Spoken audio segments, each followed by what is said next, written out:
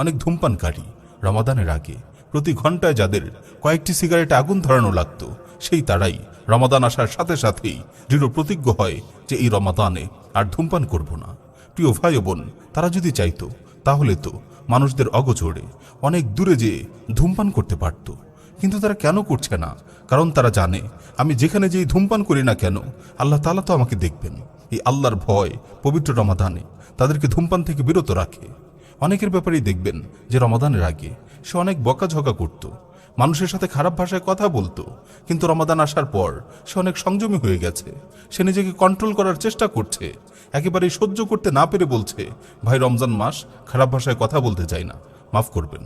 প্রিয় ভাই ও বোনেরা, এমন অনেক হারাম কাজ রমাদানের আগে যেগুলো থেকে বিরত থাকা সম্ভব হতো না, কিন্তু রমাদান আসার সাথে সাথেই সেগুলো থেকে বেঁচে থাকা সম্ভব হচ্ছে। কারণ রমাদান হচ্ছে তাকওয়া অর্জনের মাস, রমাদান হচ্ছে ইবাদতের মাস, রমাদান হচ্ছে মুমিনদের প্রশিক্ষণের মাস। এই রমাদানে ইবাদতের ব্যাপারে যে যত ভালো প্রশিক্ষণ নিবে সারা বছর সে তত বেশি ইবাদত করতে পারবে।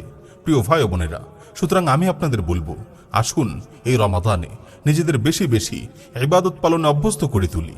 সিয়াম, কুরআন তিলাওয়াত, কিয়ামুল লাইল, দান, সাদাকা, উত্তম আখলাকের মতো ইবাদতগুলোর মাধ্যমে নিজেদের আমল নামাকে সুসজ্জিত করি। আল্লাহ তাআলা আমাদের সকলকেই রমাদানের বরকতময় সময়গুলোকে সঠিকভাবে মূল্যায়ন করার তৌফিক দান করুন। আমিন।